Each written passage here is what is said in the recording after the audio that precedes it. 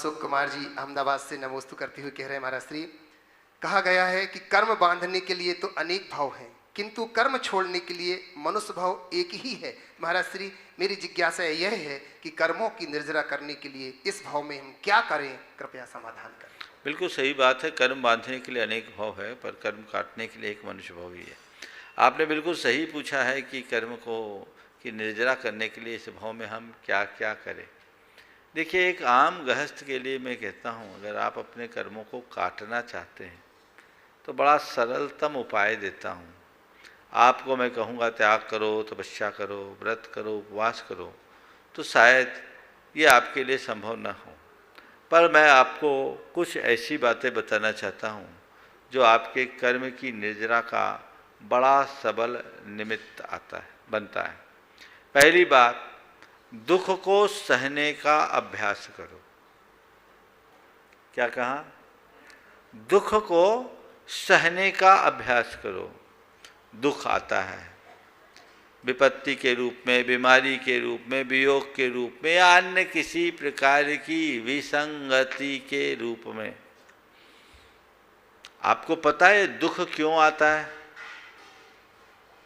दुख क्यों आया? कभी सोचते हो? जीवन में दुख आया तो वो दुख क्यों आया?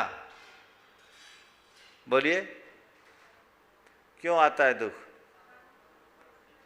पाप कर्म के योग से, यही है ना। तो दुख आया है, किस वजह से आया है? पाप कर्म के योग से आया है। इसका मतलब दुख का आना पाप के जाने का साइन है। बात समझ में आ रही है? दुख का आना किसका साइन है? पाप के जाने के लक्षण है। तो जब दुख आए तो चुपचाप सह लो कि ये सोचो ये पाप जा रहा है। सहन शक्ति को बढ़ाइए। आप जितना सहोगे उतना समर्थ बनोगे। तो कुछ भी हो उसे सह लीजिए, सहने का अभ्यास बढ़ाइए। मेरा दुख मुझे ही भोगना है।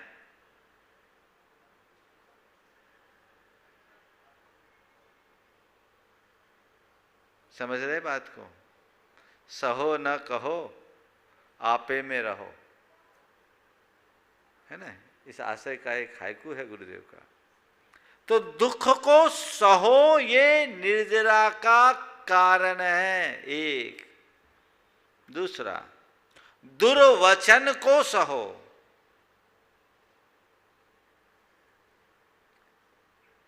कोई आपसे कोई अपशब्द बोल दे, आपने उसे पकड़ लिया तो बंध और मन में द्वंद्व, छोड़ दिया तो निर्जरा और आनंद।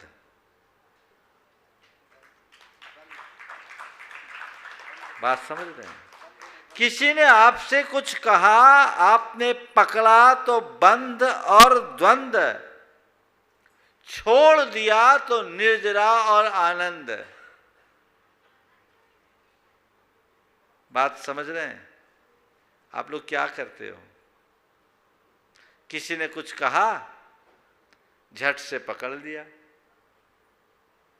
पकड़ के उसको हमने एकदम इस तरह से पकड़ लिया कि वही हमें जकड़ लेता है। अंतर्द्वंद चलना शुरू होता है। अनेक प्रकार के कर्मों का बंद हो जाता है। सोच बदल लीजिए। कोई दुर्वचन कहे तो ये सोचो ये भी मेरे कर्म की निर्जरा का निमित्त बनकर आया है। आप ऐसा कर सकते हैं? बोलो, कर सकते हैं? यहां तो सब कर सकते हैं, पर यहां से बाहर जाने के बाद अगर तुम निर्जरा के अवसर ढूंढना चाहते हो तो कदम कदम पर निर्जरा है। वो तुम्हारे आनंद का निमित्त है। कोई कुछ कह दे, ठीक है, टाल दो, ये कर्म का काटने का निमित्त है। वो बोल रहा है, बोलने दो, मुझे उसे लेना ही नहीं। एक व्यक्ति आया, बहुत गुस्से में था। बोले क्या हुआ? बोले सामने वाले ने मुझे गाली दे दिया। मैंने गाली दिया, तूने लिया क्यों? गाली दिया इतना तमतमाया क्यों? बोले उसने मुझे गाली दे दी। गाली अच्छी चीज थोड़ी है, तो बोला अच्छी चीज नहीं है तो तूने लिया क्यों? गाली दिया, दे लेने देता, तुझे क्या होता? उसकी गाली उसके पास रहती, तू ले लिया तो गंदगी तेरे पास होगी। तो मैं आपसे कहूं, कोई मुझे गाली न दे, मेरे हाथ में नहीं है क्या? किसी के हाथ में? कोई मुझे गाली दे, ये मेरे हाथ में नहीं है, पर कोई कैसी भी गाली दे उसे न लूं, ये तो मेरे हाथ में है। नियम ले लो, आज से किसी की गाली नहीं लेंगे और किसी को गाली नहीं देंगे। दूसरों को गाली देना नहीं और दूसरे गाली दे तो उसे लेना नहीं। निर्जरा का निमित्त है ना, तो सहन करना, दुख को सहो, दुर्वचन को सहो, दुप्रसंगों को सहो। कोई दुप्रसंग घट जाए, कोई प्रतिकूल निमित्त आ जाए, सामना करो, घबराओ मत, समता से सहो। ये कर्म निमित्त बनकर आया है और मेरे कर्म काटने का निमित्त बना है। कर्म कटेगा कि नहीं कटेगा? बोलो। हाँ, कटेगा। कोई भी जो प्रसंग, विचलित मत हो, उसका रास्ता खोजो। अंततः सहना तो पड़ता ही है ना, पर लोग आंसू बहाते बहाते सहते हैं। संत कहते हैं आंसू बहाते हुए मत सहो, समता रखते हुए सहो, तो जीवन में एक अलग प्रकार का आनंद आएगा।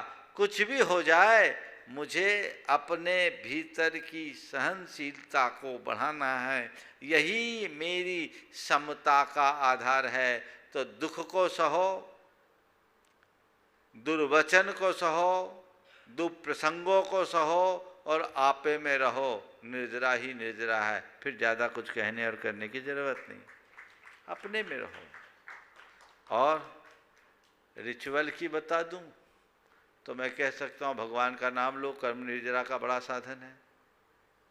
पूजा पाठ करो, कर्म निर्जरा का बड़ा साधन है। समझ गए? पर मुझे नहीं मालूम कि भगवान का नाम लेकर तुम कितनी निर्जरा करोगे। मुझे नहीं पता कि तुम पूजा पाठ करके कितना पुण्य करोगे और निर्जरा करोगे। लेकिन इस बात का स्पष्ट अनुभव है कि अपने स्वभाव में बदलाव लाओगे तो न केवल कर्म की निर्जरा करोगे, अपितु उसका आनंद भी लोगे। ये हमारे जीवन में घटना चाहिए।